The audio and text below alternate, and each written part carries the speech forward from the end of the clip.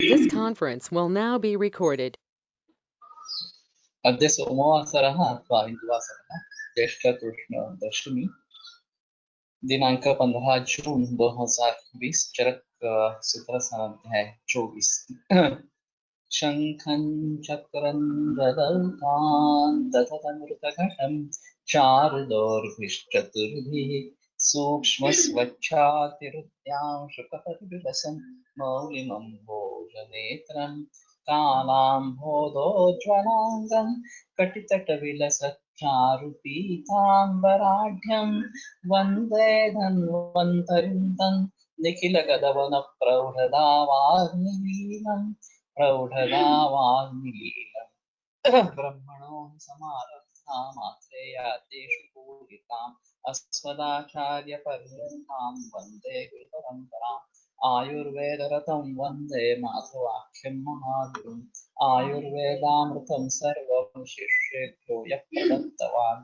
द्रष्टा ज्ञानी दृष्टकर्मा कृतकर्मा तथैव च अध्यापको विषट्श्रेष्ठो महान् संशोधकस्तथा गुणैरेतैः समुदितैः यत्कार्यं प्रतनोति सः समृद्ध्यर्थं विकार्यस्य वयं प्रयतामहे सरस्वत्यै नमो यस्याः प्रसादात् पुण्यकर्मभिः बुद्धिदर्पणसङ्क्रान्तं जगदध्यक्षमीक्षते आत्रेयं प्रथमं वन्दे आयुर्वेदजगद्गुरुम् आयुर्वेदामृतं सर्वं शिष्येभ्यो गृहीत्वा हि सुरेश्वर अग्निवेशादिकेभ्यो यत् प्रेक्षत् सप्तमः प्रथमं तन्त्रकर्तारम् अग्निवेशं नमाम्यहम्।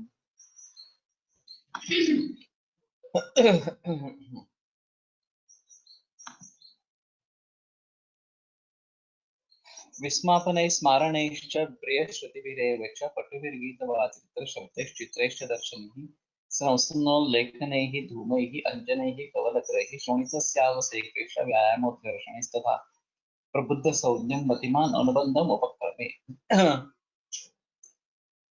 तर्हि यावत् सः प्रबुद्धसंज्ञः स्यात् तावत् कालपर्यन्तम् एते सर्वेपि क्रियायोगाः कर्तव्याः इति। एवञ्च तत्र बहवः उपक्रमाः अत्र निर्दिष्टाः। यदा सः संज्ञां लभते प्रबुद्धसंज्ञः सः भवति तदा मतिमान् वैद्यः तम् अनुबन्धं उपक्रमे तस्य पुनः एतादृश अवस्था मा स्यात् इति कृते उपचारः करणीयः। तस्य संरक्षितव्यं हि मनः प्रलये हेतुतः येन कारणेन यः सः प्रलयः अभूत् तत् कारणं परिहर्तव्यमेव। तर्हि तस्य मनः प्रलयहेतुतः संरक्षितव्यम् हि स्पष्टार्थे अथवा just to give emphasize that it should be protected from the cause of the disease pralaya hetu as such. So madamurchaya and sannyasa, these are increasingly more powerful, more dangerous as such. स्नेहस्वेदोपपन्नानां यथा दोषं यथा बलं पंचकर्माणि कुर्वीत मूर्छायेषु मदेषु। तर्हि यथा दोषम यथा बलम, दोष के अनुसार और बल के अनुसार स्नेह स्वेद जिनमें किया गया है उनमें मूर्छाया और मद में पंचकर्म कर लेना चाहिए।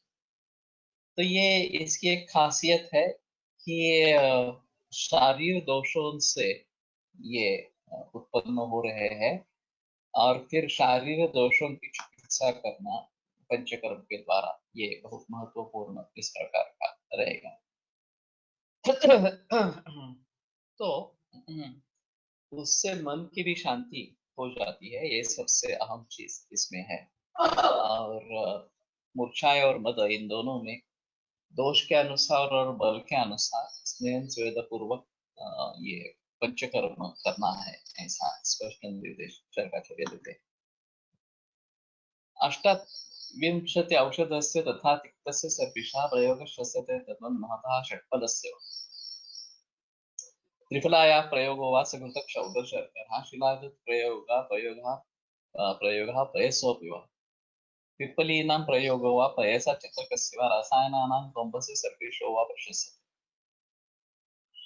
अष्टाविंशति औषधस्य तथा तिक्तस्य सर्पिषाम् अष्टाविंशति औषध ये महातिक्ता के विरुद्ध है और तिक्त विरुद्ध ये दोनों इसमें काम में आते हैं एक बार देख लेंगे मेरे ख्याल में अष्टाविंशति औषध जो है वो महाकल्याण विरुद्ध भी हो सकता है पानीय कल्याण से तो महाकल्याण का विरुद्ध या कल्याण का विरुद्ध और तिक्त विरुद्ध ये दोनों इसमें है प्रयोगांश तत्व महता षट्पदस्य वा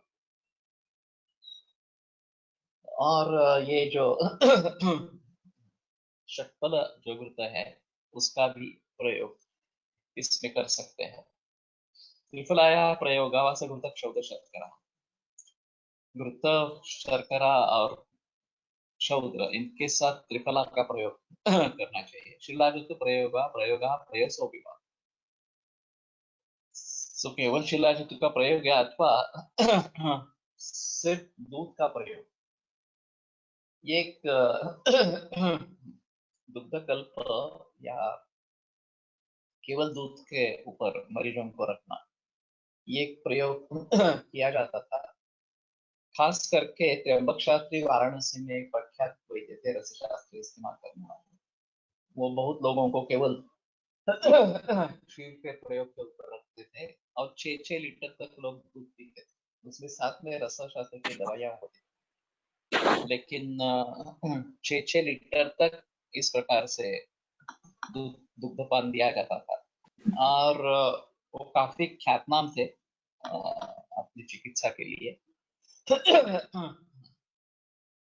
एक मैंने आर्थिक चिकित्सा सुना था अहमदाबाद में जो हर्डीकर शास्त्री हाल ही में हुए 1.5 बरस पहले देहांत हो गया उनकी वो छठी पीढ़ी थी आयुर्वेद करने वाली और उनके पिता अहमदाबाद में प्रैक्टिस करते थे वो किसी अनुष्ठान के लिए वाराणसी के लिए चले गए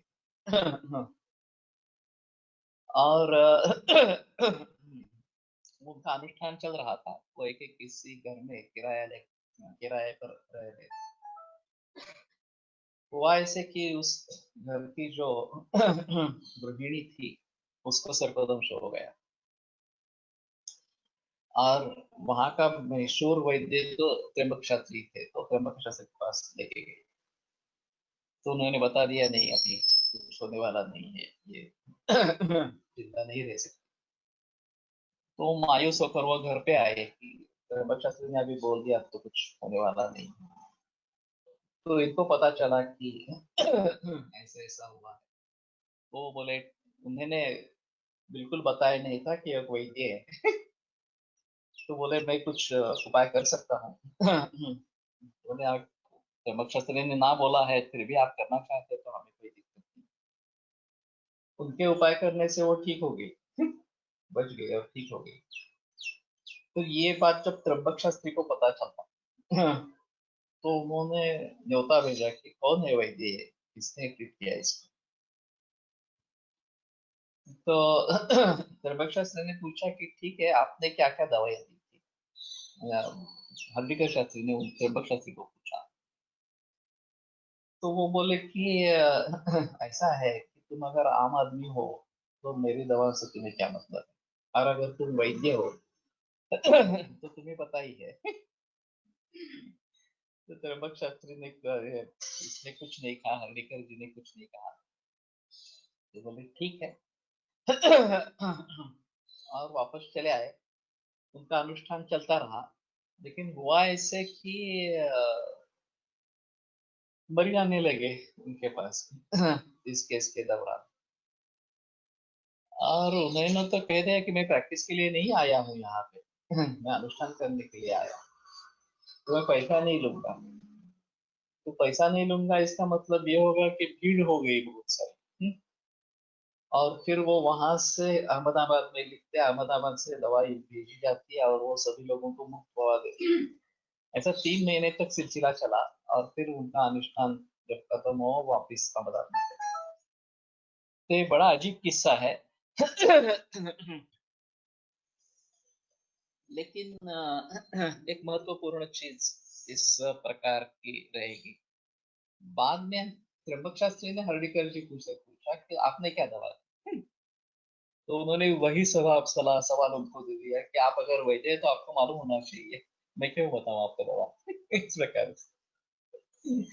लेकिन त्र्यंबक शास्त्री के बारे में ऐसी बहुत कहानियां हैं। अप्पा शास्त्री साठे उनके एक शिष्य रहे थे। पुणे के रहने वाले। और वो भली भांति तैयार अच्छे वैद्य तैयार हो गए। फिर ये गुरु शिष्य का कुछ झगड़ा हो गया। तो त्र्यंबक शास्त्री ने बता दिया कि ठीक है, मेरी विद्या मुझे वापस कर दो। तुम्हें विद्या इस्तेमाल करने का अधिकार नहीं है। आपा शास्त्री साठे ने भी कह दिया ठीक है, मैंने विद्या आपकी वापस दे दी, आपसे एक भी रसाशास्त्र की दवा नहीं इस्तेमाल करूंगा, केवल वनस्पति प्रैक्टिस करूंगा। पूना में आए और उन्होंने केवल वनस्पति के आधार पर अपनी उपजीविका निभाई। उनकी पुस्तक है घरगुती औषधि करके, मराठी में है। तो वो काफी मशहूर हो गए। तो कहने का तात्पर्य है कि इस प्रकार से भी लोग दिखाई देते हैं। ये त्र्यंबक शास्त्री बहुत ही जाने माने विद्वान इस प्रकार के थे। और मुझे तो उनका कोई संबंध नहीं है मेरा। और हर्डीकर जी से भी उनके पिता से कोई संबंध आने का तात्पर्य नहीं था। लेकिन हर्डीकर जी के पास जब मैं गया, वो 85 साल के ऊपर थे। अहमदाबाद में मैं जब जाता था उस समय, तो उनके पास काफी अनुभव था। औषध निर्माण के बारे में था, चिकित्सा के बारे में था, नाड़ी परीक्षा के बारे में था। लेकिन मैं ज्यादा उनसे फायदा नहीं ले पाया एक्चुअली। वो ट्यूनिंग जो होना चाहिए वो उतना अच्छा ट्यूनिंग हुआ नहीं, क्योंकि उनका ज्यादा जिक्र सारंगत के ऊपर था और मेरा सारंगत का उतना अभ्यास नहीं था। मैं चरक सुश्रुत वाग्भटी के आधार पर ज्यादा चलता था। लेकिन ठीक है। इस प्रकार की चीज हो सकती है। यहाँ सभी जो प्रयोग है वो सभी रसायन है। तो ये एक अलग चीज है। और इस प्रकार की रसायन दवाइयों से इसमें फायदा होता है, ये एक महत्वपूर्ण बात है।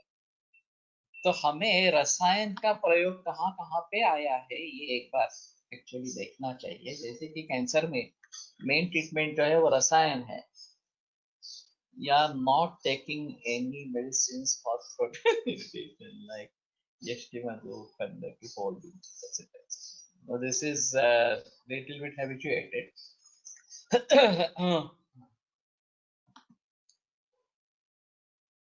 तो त्रिफला का प्रयोग है या षटफल वृत्त का प्रयोग है, शिलाजित प्रयोग है, प्रयोग वयसु।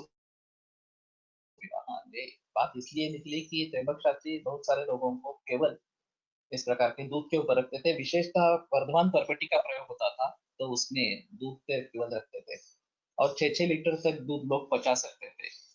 ये पता नहीं पंचामृत प्रॉपर्टी थी या स्वर्ण प्रॉपर्टी थी। मैंने पंचामृत प्रॉपर्टी का इस्तेमाल इस प्रकार से किया है। लेकिन मेरे यहाँ 2-2.5 लीटर से ज्यादा दूध लेते नहीं है लोग। शायद मेरी मात्रा भी कम हो, ये भी एक शक्यता उसमें है। रसायनानां कौम्भस्य पिप्पलीनां प्रयोगात् पयसा चित्तकस्य। तो वर्धमान पिप्पली रसायन ये मैंने काफी इस्तेमाल किया है कैंसर के मरीजों में, पर्टिकुलरली लंग कैंसर और लिवर कैंसर। 3 से 30, 6 से 60, 10 से 100 ऐसे बहुत सारे उसका इस्तेमाल किया है। तो ऐसा चित्रकस्य, तो चित्रक का भी इस प्रकार का प्रयोग करना है। रसायनानां कौम्भस्य सर्पिषु वापस।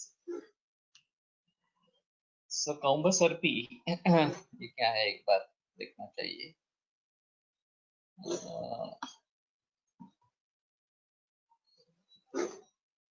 षट्परस्य महतः तिक्तस्य इति सम्बन्धः।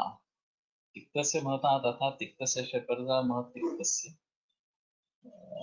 कौम्भं सर्पी दशाब्दिकम। तो पुराना सर्पी है। अब्द इज ये वर्ष है, संवत्सर है। तो 10 वर्ष पुराना घी इस्तेमाल करना है। रक्तावशेषात् शास्त्राणां सतां सत्त्ववतामपि सेवनान्मदमूर्छायाः प्रशाम्यन्ति शरीरिणः। तो रक्तावशेषात् एक रक्तमोक्षण करने से शास्त्राणां सतां सत्त्ववतामपि सेवन, शास्त्र का सेवन करने से और सज्जन और जो धैर्यशाली व्यक्ति है सत्ववताम सेवनाम, इनके सेवन से मद मूर्छा प्रशाम्यन्ति शरीर, मद मूर्छा की शांति इस प्रकार की हो जाती है। ये थोड़ा अजीब है कि शास्त्र और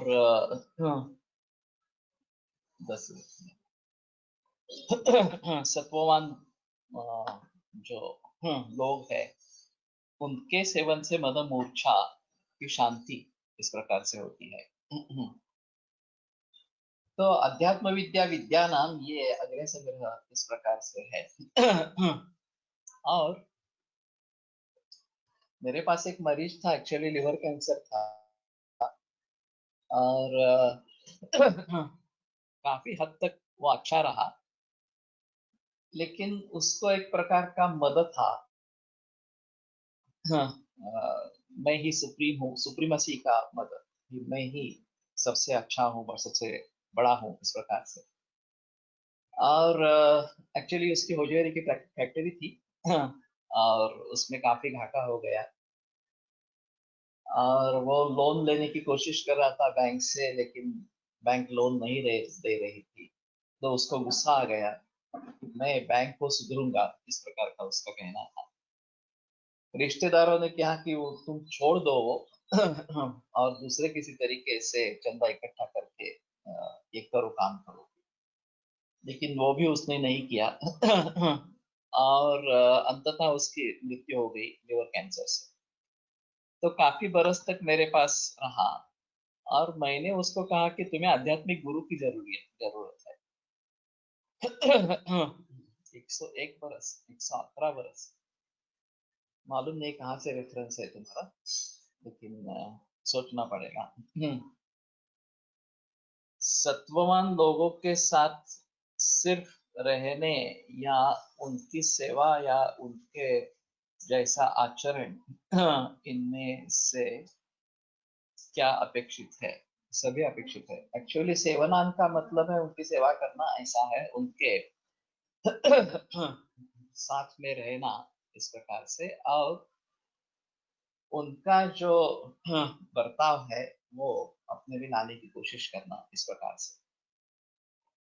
तो ये सब चीजें उसमें आवश्यक इस प्रकार की रहेगी। ये मैं इसलिए बता रहा हूँ कि शास्त्र सेवन से भी मदन ऊर्जा शांत होते हैं। भर्तृहरि का नीति शतक में काफी श्लोक इसके बारे में है। यदा किंचित न्योहम गज एव वेदांत समभव तदा सर्वज्ञोस्मि इति अभवद अवलिप्तम मम मनः। जब मैंने थोड़ा थोड़ा जाना तो मैं सर्वज्ञ हो गया, ऐसे मैंने समझ लिया, और गर्व से मेरा मन भर गया। यदा किंचित किंचित बुधजन सकाशाद अवगतम तदा मूर्खोस्मि इति ज्वरैव मदो में विपरीता। जब मैंने बुधजन से, अच्छे खासे विद्वान से थोड़ा थोड़ा सीखना आरंभ किया, तदा मैं मूर्ख हूँ, इस प्रकार की अनुभूति होकर मेरा मद जो है वो ज्वर जैसे निकल गया इस प्रकार से। तो ये सबसे अहम चीज है कि इस प्रकार की सुप्रीमसी, इस प्रकार का मद, ये भी एक विकार है, और उसके जरिए बहुत सारी पीड़ाएं हो सकती है। तो उसमें से छुटकारा पाना जरूर है। लो, आज की परिस्थिति में च्यवनप्राश रसायन ले रहे हैं, कल प्रकृति है, कई प्रकृति का कोई विचार नहीं करते हैं। इस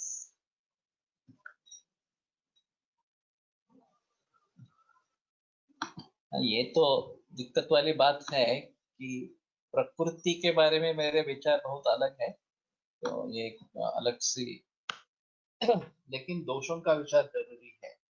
वो प्रकृति से संबंधित दोष नहीं होंगे, लेकिन आहार विहार जनित जो दोष है उनका विचार आवश्यक है।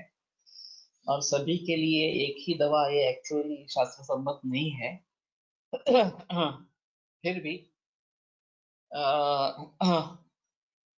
च्यवनप्राश उतना बुरा नहीं है कि बहुत लोगों में कुछ विपरीत परिणाम करेगा। पित्त अगर है पहले से ही तो ये तकलीफ देता है, ऐसा है, उष्णता बढ़ती है, ये देखा है। लेकिन पित्त का संबंध नहीं है, कुफक का ज्यादा है तो उसमें प्रॉब्लम वाली बात नहीं है। तो सज्जन लोगों के साथ रहने से भी ये परिणाम होता है, ये भी एक अच्छी चीज इसमें है। और शास्त्र का सेवन करना ये एक अहम चीज इसमें है। तत्र श्लोको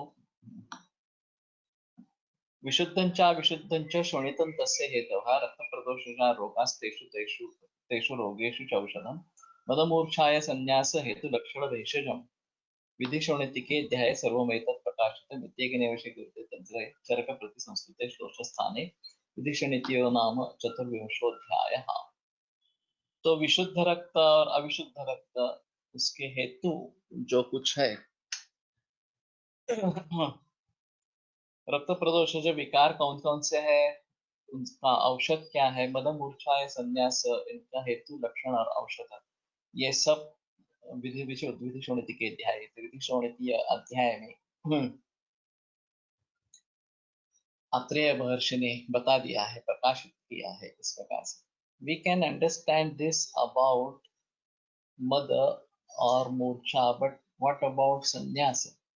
What must be the exact role of Shastra and Sattva Sevana in sannyasa? Does this aim acute अवस्था में तो संन्यास की चिकित्सा ही करनी है? Does this aim to a different type of चिकित्सा? If yes, then what exactly? संन्यास से बाहर आने के बाद ये हो सकता है, संन्यास में तो नहीं हो सकता है, इसके बारे में संदेह नहीं है। लेकिन संन्यास फिर से न हो इसलिए ये जरूरी इस प्रकार का है। Please enlighten us. Triphala with Ghrutam, honey, sugar, not common, only explained for नेत्र। थोड़ा अगर बोलना है तो विस्तार से बोलना पड़ेगा। दैव विपाश्रय कर्म विपाक अपेक्षित है। महाकल्याणक के बारे में बता सकते हैं थोड़ा सा कि दैवोपहत चेतसी ऐसा उसमें है। तो शायद ये पिछले जन्म से जुड़े विकारों पे पर भी काम करता है, ऐसा महाकल्याण के बारे में हम सोच सकते हैं। और उसी तरह से कि मैं उसका इस्तेमाल करता हूँ। Panchakarma and rakta mokshan separate mention in line of treatment.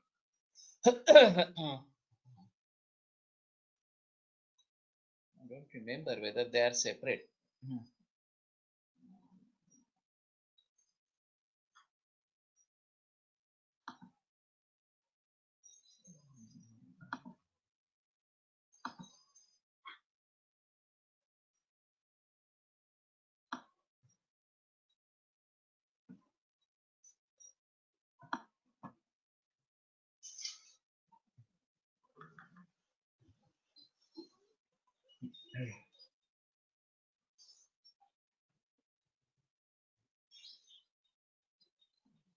नहीं तो एक पंचकर्मा ने पूर्वता ऐसा ही है, इसमें ऐसे ऐसी बात नहीं की है, सेपरेट किया है इस प्रकार से। महाकल्याण का कृत्य को बनाने के लिए दृष्टि क्षीर का इस्तेमाल करने बोला है, उसके पीछे क्या कोई विशेष कारण है? दृष्टि सकृत प्रसूता गौ, एक ही बार जिसकी प्रसूति हुई है ऐसी गौ है। और उसमें स्ट्रेंथ ज्यादा रहेगी, बल ज्यादा रहेगा ऐसा लगता है। जैसे जैसे जितने ज्यादा वेट हो जाते हैं तो वो बूढ़ी बूढ़ी होती जाती है, और इसमें तारुण्य का रहेगा, ये शायद दृष्टि क्षीर के बारे में बताया गया।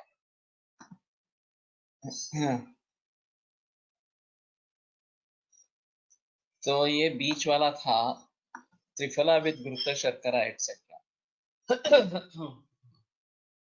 उसमें ऐसा है कि हर औषध की अपनी अपनी कार्मिकता होती है। और जब सभी लोग इकट्ठा हो जाएंगे तो शायद इस प्रकार की स्थिति को हम समझेंगे। एक ऐसा हो सकता है कि नेत्र का भी कुछ है, मदमूर्छा संन्यास का भी कुछ है, या फिर प्रमेह की भी संप्राप्ति है और कुछ है।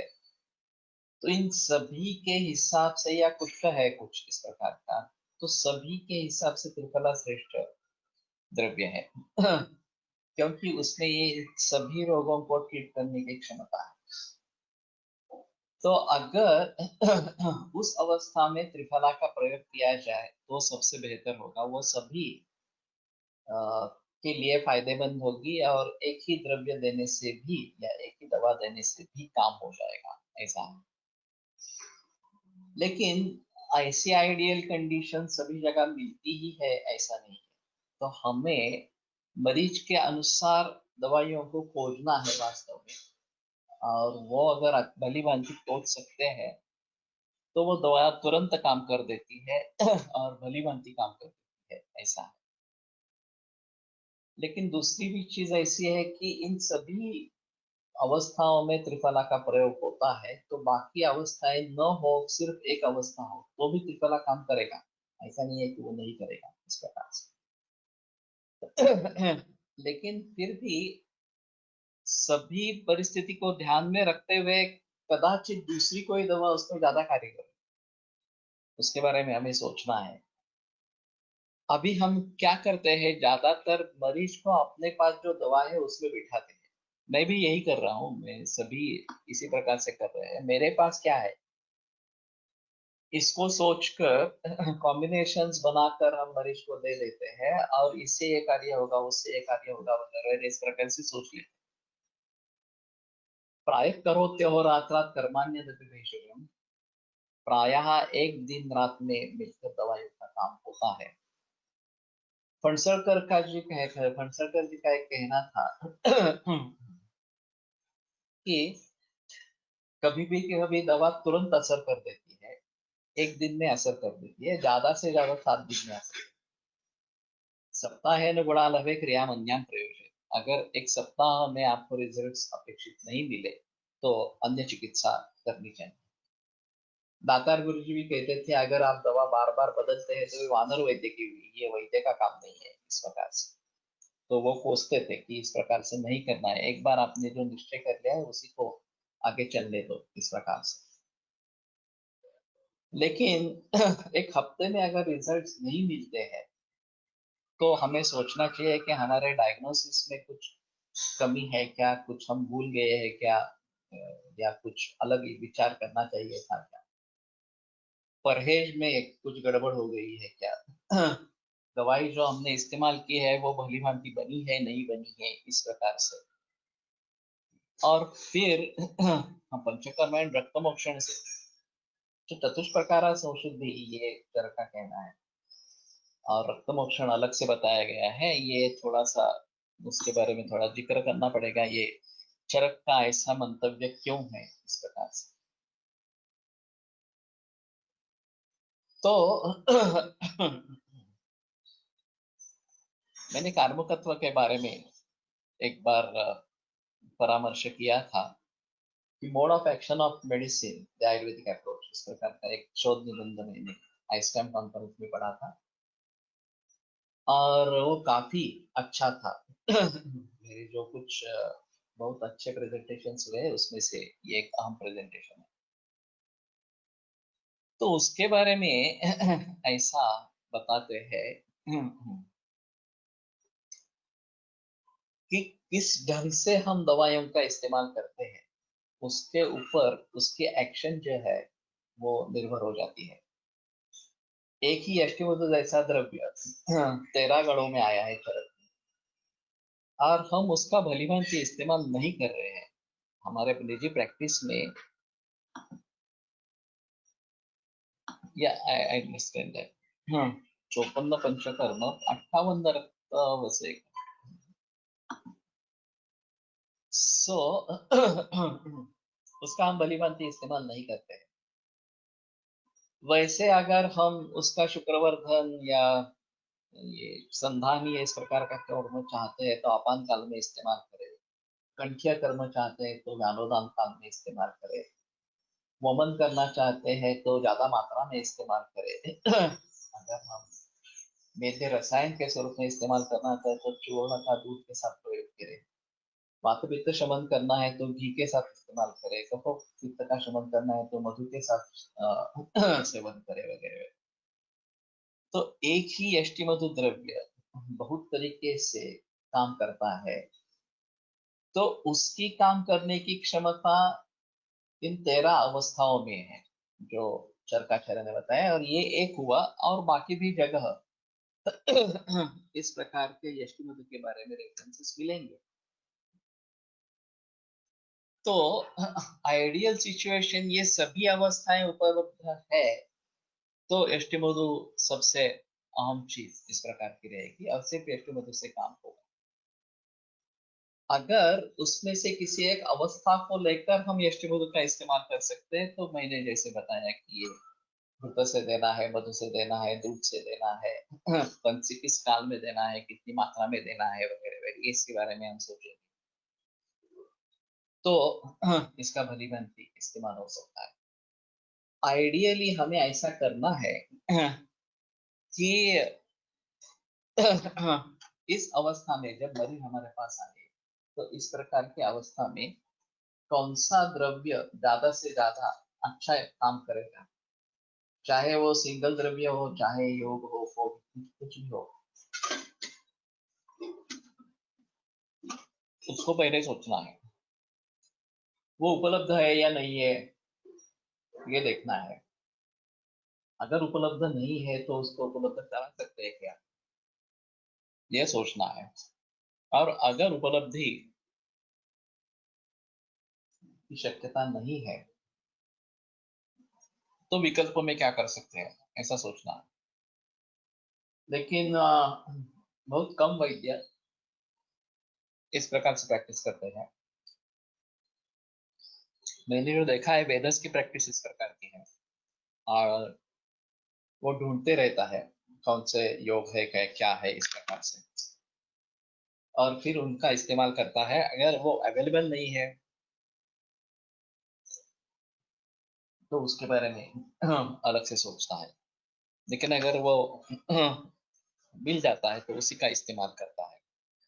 मूर्छा और संन्यास सीन इन लक्षण इन प्रमेह, मस्तिष्क विकार, नेत्र विकार, श्वास हृदरोग, so we can think of using these yoga specifically for preventing murcha or sannyas in such patients or treating the same, ये हो सकता है।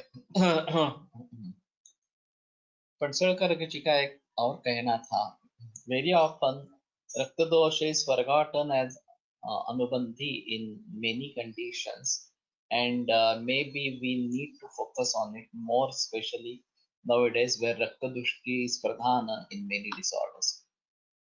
What should we do then? Whoever comes, give armor pachana first and give main medicine after procuring as per disease rather than using available herbs.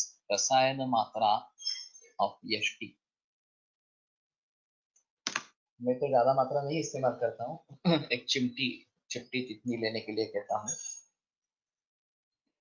100 चम्मच, आधा चम्मच, ये भी देखना है कि उससे उल्टी ना हो, वामक परिणाम उसका ना हो, ये भी उसमें देखना है। ये एक बात हो सकती है कि पहले पाचन कराए, लंघन पाचन, और पाचन के लिए कुछ औषधियों का इस्तेमाल करें, और फिर उसके लिए जो योग्य दवा है उसका प्रबंध करें। यहाँ सुहास परचुरे के पिता थे प्रैक्टिशनर है आयुर्वेद के, और उनकी एक खासियत थी कि वो मरीज को पहले दिन कभी भी औषध नहीं देते थे, दवा नहीं देते थे, और फिर बोलते थे 4 दिन 5 दिन के बाद आओ, मैं दवा तैयार रखता हूँ, और एक ही दवा देते थे उसके सभी दोष अवस्था वगैरह को ध्यान में रखते, और मोस्ट ऑफन तो वो दवा काम करती। ऐसा नहीं होता था कि दवा बदलनी पड़ी, ऐसा नहीं होता था। अभी सुहास परसुरे की प्रैक्टिस में तो मुझे मालूम नहीं है ऐसा कुछ है। अभी वो भी बूढ़े हो गए हैं, उनका लड़का भी कर रहा होगा प्रैक्टिस। लेकिन ये कोल्हटकर सर से मैंने सुना था कि परसुरे, सुहास परसुरे के पिता बहुत अच्छे वैद्य थे और इस प्रकार की प्रैक्टिस उनकी थी। तो लेकिन इसके लिए समय निकालना चाहिए, ये सबसे अहम चीज है। जैसे जैसे प्रैक्टिस बढ़ती है आप अनुभवी हो जाते हो, तो ऐसा होता है कि मरीज को जब तक रिजल्ट्स मिलते हैं तब तक सोचने की आवश्यकता नहीं है। दवा दे दी, काम कर दिया दवा ने और उसको अच्छा लगा, तो और कुछ सोचने की बात नहीं। अगर रिजल्ट्स मिलते नहीं है तभी उसके बारे में सोचना है। तो उसमें भी ऐसा है कि निदान के स्तर पर सोचना है या चिकित्सा के स्तर पर सोचना है, ये भी एक अहम चीज होती है। पत्ता पत्ता के बारे में सोचना है क्या, ये भी अहम चीज होती है। और फिर कदाचित इसके बारे में जिक्र किया जाता है कि दवाइयाँ कुछ अलग इस प्रकार की, निदान वही है लेकिन दवाई कुछ अलग होनी चाहिए इस प्रकार से।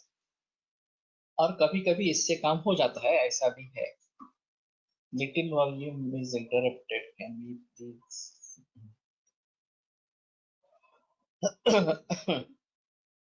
ऐसा है, यष्टि मधु चूर्ण का प्रमाण कितना देना है ऐसा तो नहीं बता सकते। 5 चम्मच, आधा चम्मच या चिपटी इतना ही ले सकते हैं, उसमें कोई प्रॉब्लम नहीं है। और यष्टि मधु हम समझते हैं कि बहुत सामान्य दवा है, वैसे तो हम नहीं है। अयोग्य अयोग्य पुरुषो नास्ति नास्ति मंत्रम नहीं। अयोग्य पुरुषो नास्ति योजकस्तत्र दुर्लभः। नास्ति मूलम अनौषधम, अमंत्रम अक्षरम नास्ति नास्ति मूलम अनौषधम, अयोग्य पुरुषो नास्ति योजकस्तत्र दुर्लभः। ये एक प्रख्यात श्लोक है कि जो मंत्र नहीं है, वो इस प्रकार का कोई अक्षर नहीं है, ऐसा कोई भी मूल नहीं है जो औषधि नहीं है, और पुरुष, अयोग्य पुरुष भी कोई भी नहीं है, योजकस्तत्र दुर्लभः। तो हमें भली भांति ज्ञान होना है, और ज्ञान होने के बाद किस द्रव्य का इस्तेमाल कर सकते हैं उसके बारे में हम जरूर सोच सकते हैं, ऐसा है। और ऐसा भी नहीं है कि ये पर्टिकुलर दवा चाहिए उसी से काम होगा, ऐसा भी नहीं है। जो उपलब्धियां है उसके आधार पर हम काम कर सकते हैं, ऐसा। यहाँ गौतम तांबे करके एक वैद्य है और डीएसएससी पुराने जमाने के, अभी उनकी उम्र 80 से भी ज्यादा होगी। तो वो जब डीएसएससी हुए, वो कोकण में उनका गांव था, देहात था। वो होने के बाद देहात में चले गए, घर गए सिर्फ। तो पता चला कि ये वैद्य बन के आए हैं। तो एक मरीज आ गया और वो भी अजीब था। पेनिसिलिन में क्या इंजेक्शन दिया था, उसकी रिएक्शन हो गई थी, पूरे शरीर पे रैश आ गया। अब इनके सामने बड़ा सवाल पैदा हुआ कि दवाइयां तो कुछ थी नहीं उनके पास में पहला ही मरीज है, और उसको टालेंगे भी तो भी कैसे करेंगे। और दवा, अगर चिकित्सा देनी है तो दवाइयों का क्या इस्तेमाल करेंगे। तो उन्होंने सोचा कि क्या है, पेनिसिलिन की रिएक्शन हो गई है, तो इसको हम विषय पकड़ कर चलते हैं। तो विषग्न कुछ देना है, तो मेरे घर में विषग्न क्या है। तो उन्होंने सोचकर निकाला कि फिटकरी मेरे पास है। उस समय वे एलम जो है वो घर पे होता था, दाढ़ी बनाने के बाद उसका इस्तेमाल किया जाता था। तो विषग्नि बताई गई है, जो तुरटी या लाही, ये बताया। उसकी शुद्धि भी आसान है, सिर्फ उसको भर्जन करना है। तो फिर उन्होंने सोच लिया कि हाँ ठीक है, हम इसका इस्तेमाल करेंगे। लेकिन ये तो कषाय रसात्मक है, ये त्वचा तक पहुंचेगी कैसे बीमारी जो है वो त्वचा में है। तो उन्होंने सोच लिया कि ठीक है, सुखानुबंधी सूक्ष्म सुगंध रोचनो दूध। सुगंध जो है वो सुखानुबंधी है और सूक्ष्म है, तो वो उसको त्वचा की तरफ ले जाए। तो इसमें उत्पत्ति की रक्षा, जो इंसेंस स्टिक्स होती है, सुगंधी अगरबत्ती, उसकी रक्षा उसमें मिला दी इस फिटकरी में। और फिर सोचा कि ये तो अब जाकर वहां पे विषग्न काम करेगी और दोषों का शमन करेगी, लेकिन फिर भी ये कषाय रसात्मक है और श्रुतोरोध भी कर सकती है वो। कोष्ठ में ले आने का ये काम नहीं शायद होगा, और कोष्ठ में आती भी है तो भी कषाय रस के कारण स्तंभन करेगी। तो उसमें गुड़ डाला और उसकी गोलियां बना के देगी। तो ये अजब कॉम्बिनेशन था। ये अगरबत्ती की रक्षा, फिटकरी और गुड़, इस प्रकार के कॉम्बिनेशन उस अवस्था में उन्होंने प्रयोग किया और मरीज ठीक हो गया। तो कहने का मतलब ये है कि साधनं तात उपकरणं नाम तद्यत् उपकरणाय कल्पते उपकर्तुः, हाँ हाँ, प्रयोक्तुः, ये जो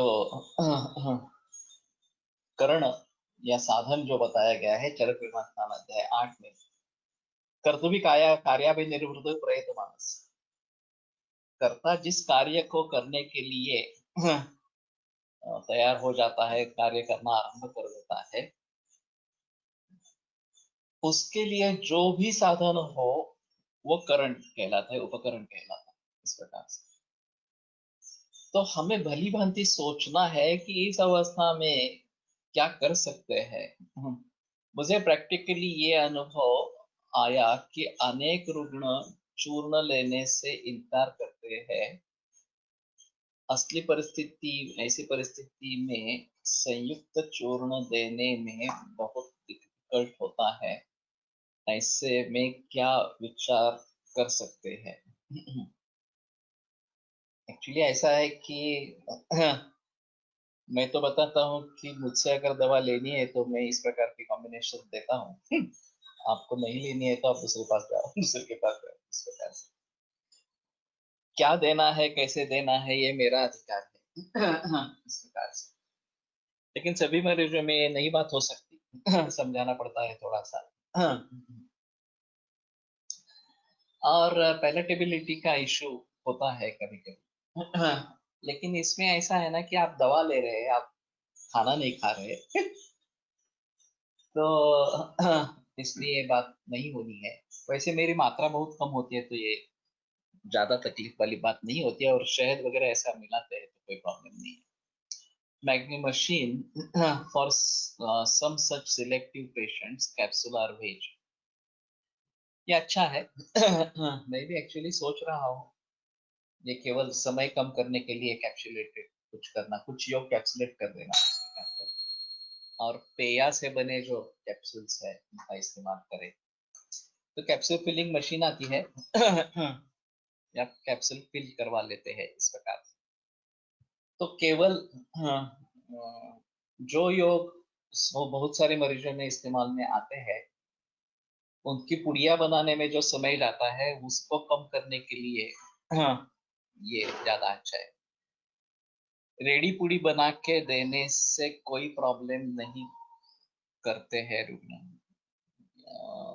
ये भी नहीं बता सकते, ठीक है, हर एक की अलग सोच है, और सभी मरीजों का हम समाधान नहीं कर सकते, ये अहम चीज है।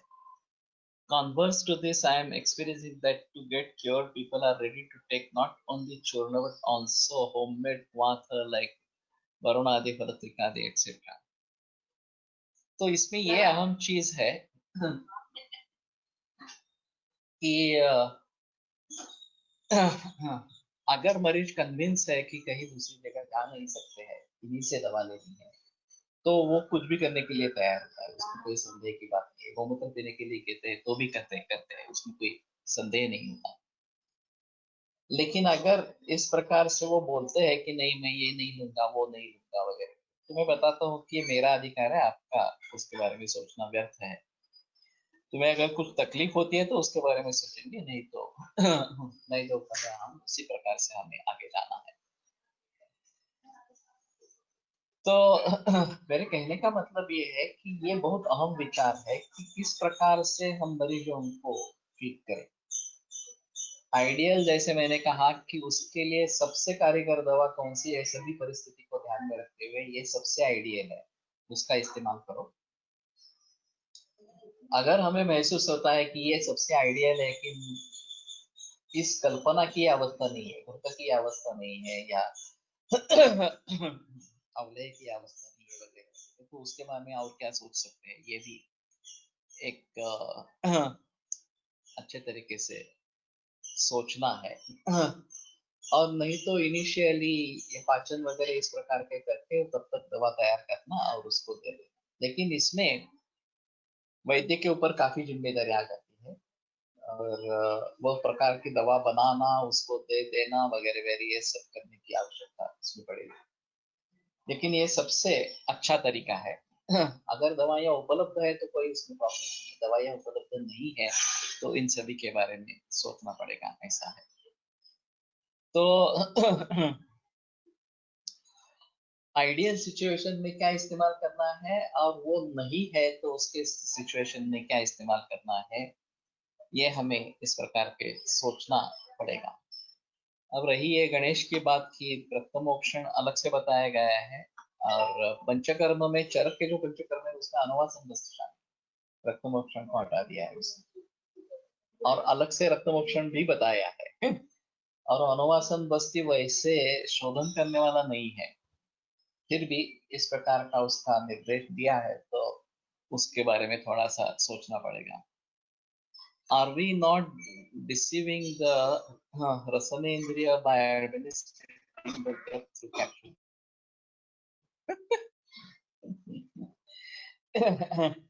ऐसा सोचने की जरूरत नहीं है। अल्पमात्रोपयोगित्वात् अरुचेरप्रसंगतः क्षिप्रम् आरोग्यदायित्वात् औषधिभ्यो रसशास्त्र में इसके बारे में जिक्र किया गया है कि अरुचेय प्रसंगतः, तो पैलेटेबल होना बुरी बात नहीं है, पैलेटेबल है तो अच्छी बात है। या फिर पैलेटेबिलिटी का सवाल ही या नहीं आए, इस प्रकार के कैप्सूल का हम इस्तेमाल करेंगे तो भी ठीक बात है इस प्रकार से। तो अगर आप रस से ही काम करवाना चाहते हैं तो रस होना अनिवार्य है। यदि तिक्त रस आप इस्तेमाल कर रहे हैं चिकित्सा के तौर पर तो तिक्त रस होना है, ऐसा नहीं वो कैप्सुलेटेड करके वो नहीं होना है, इसके बारे में थोड़ा सा सोचना है। तो ये नहीं, कुछ कैप्सूल मिलते हैं, वेजिटेरियन कैप्सूल्स मिलते हैं, महंगे होते हैं, लेकिन थोड़ा ढूंढना पड़ेगा उसके बारे में, और उपलब्धि कितनी है पता नहीं है। ये शायद बेंगलोर में प्रैक्टिस करती है, तो पायल, तो वहां पे उपलब्धि होगी, लेकिन पुणे में पूछना चाहिए। शायद मिलेगा। तो जिलेटिन का कैप्सूल का तो नहीं इस्तेमाल करना है, उसमें संदेह नहीं है, लेकिन देया से भी कैप्सूल्स बनते हैं, ऐसा है तो उसका इस्तेमाल कर सकते हैं। नासिक, ओके, तो ठीक है। I don't use gelatin capsules. तो नासिक में अगर मिलती है तो आसान होगा थोड़ा सा, और पुणे में भी शायद होगी, मालूम नहीं है। बेंगलोर में बहुत कॉस्टली है। So please give details. I can share number of Gs on base specific. That is fine. तो ये करो। पंचविंशोऽध्यायः अथाथा यज्ञपुरुषीयम् अध्यायं व्याख्यासमन्ते स्मः भगवानात्रय। तो ये यज्ञपुरुषीय अध्याय है, पंचविंश 25वां। कॅप्सूल उघडून आतील द्रव्य घेण्यास सांगावे। That is true. So capsule सिर्फ हमारे लिए इसलिए है कि वो अच्छी तरीके से इस्तेमाल, पैकिंग का प्रॉब्लम ना हो, इस प्रकार से। एक फाइटोफार्मा की न्यूरो एक कैप्सूल आती है, और अजीब है कि वो उसको शहद के साथ देने के लिए कैप्सूल ओपन करके शहद करने का, फाइटोफार्मा की पाल्सिन्यूरॉन। उसमें बहुत सारे द्रव्य हैं। और मैंने कहा यार ये हनी में क्यों इस्तेमाल करने के लिए कह रहे हैं? तो बोला तो रिप्रेजेंटेटिव था वो, तो हमें तो कुछ मालूम नहीं, हमें पढ़ाया गया है कि हनी से इस्तेमाल करना है। तो ये अजीब चक्कर है। ये भी एक अजीब था। मुझे एक एलोपैथी के डॉक्टर ने फोन किया, मेरा मित्र था, पेडिट्रिशियन है एक्चुअली। और वो बोला कि एक व्याख्यान देना है, तुम आओगे क्या? वो कहा किसके विषय पे व्याख्यान? आयुर्वेद के बारे में देना है, लेकिन व्याख्यान जो देना है वो मेडिकल रिप्रेजेंटेटिव्स को देना है।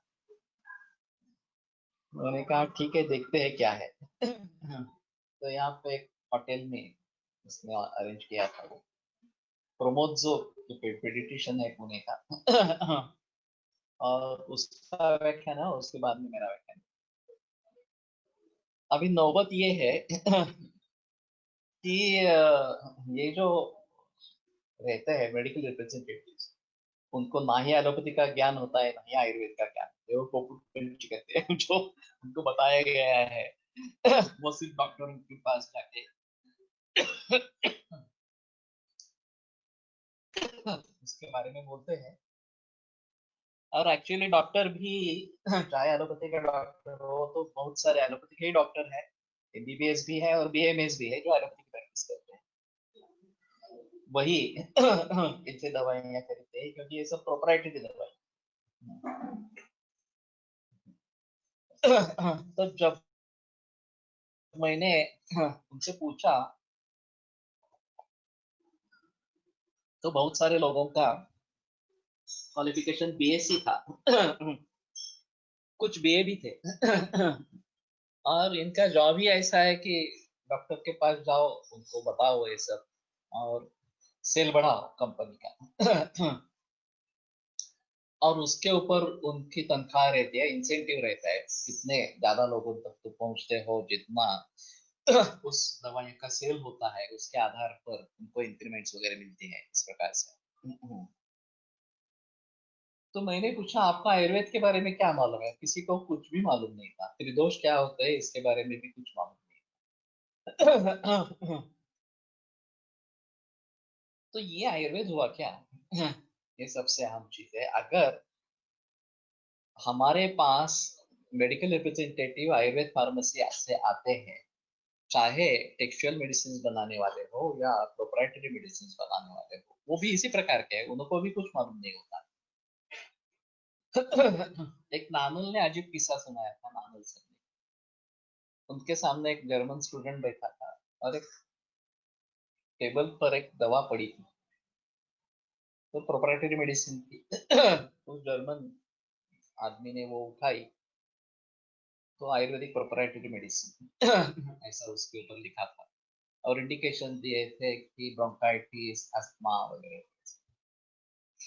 तो उसने मानल सर से पूछा क्या ये आयुर्वेदिक दवा है? तो मानल सर ने पूछा आप ऐसा क्यों पूछ रहे हो, तो वहां तो लिखा है ना आयुर्वेदिक मेडिसिन। तो बोले अगर आयुर्वेदिक की दवा हो, तो ये ब्रोंकाइटिस कहाँ से आया है? तो वो होना चाहिए कफजकास में है, क्रमक श्वास में है, इस प्रकार से बताना चाहिए।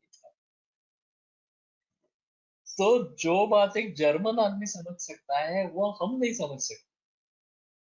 हमारी परिभाषा आयुर्वेद की होनी है, लेकिन इनकी परिभाषा आयुर्वेद की होगी ही नहीं, क्योंकि ये आयुर्वेद के पास जाते ही नहीं है। फिलहाल ऐसा होता है कि हमारे पास जो भी मेडिकल रिप्रेजेंटेटिव आते हैं, वो कंपनी अगर केवल प्रोप्राइटरी बना रही है, तो बहुत ही कम इस्तेमाल हम करते हैं। अगर टेक्सटाइल मेडिसिन बनाते हैं, तो इस्तेमाल में ला सकते हैं। जो वैद्य है, आयुर्वेद की प्रैक्टिस करने वाले हैं, तो टेक्सचुअल मेडिसिन में उनको ज्यादा दिलचस्पी है, या दवा अवेलेबल है ये पता होने पर उसका इस्तेमाल हो सकता है।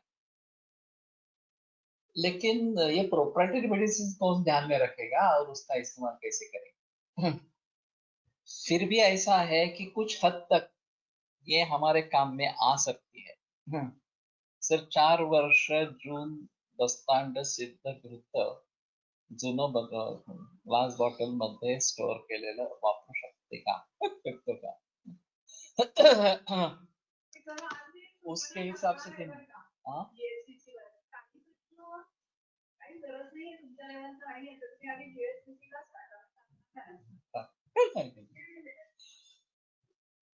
तो उस हिसाब से नहीं, पुराण ग्रंथ से हिसाब से करना है तो करो, लेकिन ये पुराण भी नहीं है अभी इस हिसाब से देखा। लेकिन जब फोन पे पूछा जाता है मरीज कहीं और है, और फिर हमारी दवाइयाँ सभी जगह मिलती नहीं है, लेकिन प्रोप्राइटरी मिलती है, खास करके हिमालय की दवाइयाँ सभी जगह मिलती है। तो मैं बहुत सारे लोगों को सेप्टिलिन देने का सुझाव दे देता हूँ, थ्रोट इन्फेक्शन वगैरह ऐसा कुछ है, सर्दी जुकाम है, उससे फायदा भी होता है। तो कुछ दवाइयों के बारे में अगर इस प्रकार की जानकारी हो कि जो आसानी से सभी जगह उपलब्ध हो, जड्डू की त्रिशूल है, ये भी सभी जगह मिल जाती है इस प्रकार से। अभी सुदर्शन घनवटी, महासुदर्शन चूर्ण ये भी मिलने लगे हैं। तो ये तो ठीक है, आयुर्वेद की दवा है, प्रोपराइटरी नहीं है। लेकिन प्रोपराइटरी दवाइयों के बारे में इस प्रकार से सोच सकते हैं अगर हमें उसकी जानकारी हो। और हिमालय ड्रग कंपनी जैसी इंटरनेशनल मार्केटिंग करने वाली कंपनी, ये हिमालय की खासियत है कि एकरी द्रव्य भी उनके सेल पे है, अश्वगंधा हो, गुड़ुची हो, वगैरह वगैरह, इस प्रकार से चूर्ण के फॉर्म में भी या गुटिका के फॉर्म में बेच रहे हैं। और विदेशों में ये काफी अच्छा है। अगर वहां पे कुछ प्रिस्क्राइब करना है तो हिमालय ड्रग का एटलीस्ट अवेलेबल है इस प्रकार से। तो उनकी जो प्रोप्राइटरी है वो भी काफी जगह मिलती है ऐसा। तो इसके बारे में थोड़ा सा अलग तरीके से सोचना पड़ेगा, और इन रिप्रेजेंटेटिव्स को कैसे ट्रेनिंग दे दे, ये अलग तरीके से सोचना चाहिए। तो मेरा एक मंतव्य है ऐसा कि बीएमएस होकर भी जो एलोपैथी की प्रैक्टिस करने वाले हैं, ऐसे बहुत 90% से भी ज्यादा लोग हैं, और वो वैद्यों से अलग हो गए हैं। क्योंकि हमारा कोई संबंध उनसे आता नहीं। तो उनको अगर हम जोड़ सकते हैं हमारे साथ किसी न किसी तरीके से, तो आयुर्वेद के बारे में जानकारी ज्यादा अच्छी होगी, और वो थोड़ा थोड़ा आयुर्वेद को इस्तेमाल करने लगेंगे, तो कम से कम आयुर्वेद के बारे में उनके मन में जो तिरस्कार की भावना है वो तो चली जाएगी, या फिर जो अज्ञान है उनके बारे में उनके मन में, वो तो कुछ हद तक दूर हो सकेगा। अभी जब मेरे पास ऐसे बीएमएस लोग अपने निजी रिश्तेदारों को लेके आते हैं, कि चाहे माँ पिता इस प्रकार के हो, बहन भाई हो, पुत्र पुत्री इस प्रकार के हो, और मुझे मालूम है कि ये बीएमएस होकर एलोपैथी की प्रैक्टिस कर रहा है। फिर भी मैं उसी तरीके से दवा देते रहता हूँ। बहुत सारे मरीजों में मुफ्त में दवा दवा देते रहता हूँ। ये नहीं सोचता कि एलोपैथी कर रहा है, आयुर्वेद नहीं कर रहा है इस प्रकार से। तो उनके मन में परिवर्तन आना शुरू हो जाता है, और उनके पास कोई मरीज हो जिनको वो एलोपैथी में भेजते हैं, वो आयुर्वेद में भेजना शुरू। नहीं तो ये पॉसिबल ही नहीं है कि इस प्रकार से वो आयुर्वेद की तरफ मुड़ेंगे। अच्छा होगा अगर वो खुद आयुर्वेद प्रैक्टिस करना कुछ शुरू करेंगे इस प्रकार से। हिमालयाचे मेमार कधी आयुर्वेदिक प्रॅक्टिशनकडे येत नाहीत, फक्त ॲलोपॅथिक कन्सल्टंटकडे जातात। दैट इज ट्रू, क्योंकि वहाँ कोई धंधा नहीं होता ना, उनका बिजनेस नहीं होता। नाही नाही, असं नाहीये. हिमालयवाले बहुतेक आपल्याला तसं पण एक कारण असेल, पण त्यांचं आपण हे करणार नाही, कारण महादेव लोक काय असेल जास्त असल्याने असण्याची शक्यता आहे. कधी येत नाही हिमालयवाल्यांकडे. पण असं बऱ्याच लोकांचं आहे।